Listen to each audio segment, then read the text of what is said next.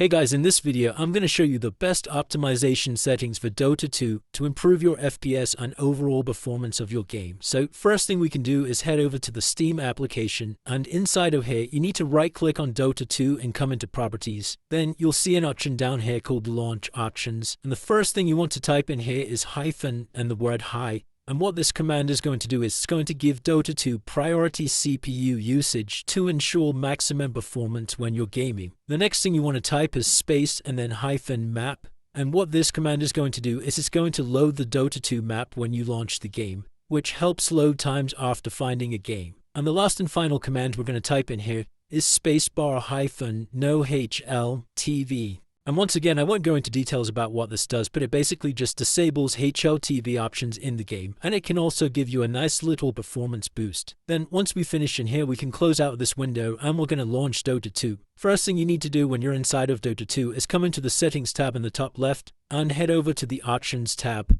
And you want to expand this box here to advanced options. And then the first thing we're going to change is this network quality down here. Now, if you're using a high-speed router, and the router is located right next to your laptop, you want to keep this option, I have a high-end network. However, if your laptop's quite far away from your router, or you just generally have a slower connection, you may want to consider using this I have a low-end network, as this is going to improve the overall performance of the game. And then another thing I'd like to check here is this display network information, as this is going to give us some important information like FPS, and it's going to give us an indicator of how fast our gaming's running. Then we can come over to the video tab, and for most of you, you want to keep this to use my monitor's current resolution. You can customize it and use advanced settings. Just make sure the display mode is set to full screen, as this is going to give you the best FPS. Then once again, for the best performance, we need to change Direct 3D to Vulkan, and this is going to give you the best FPS settings. It will require you to download a couple of extra files completely for free, and you can basically just compare the two between Direct and Vulkan, but for most of you, you're going to get maximum performance using Vulkan. And over to the rendering tab, you can basically adjust this slider here to prioritize either the graphics or performance of your game.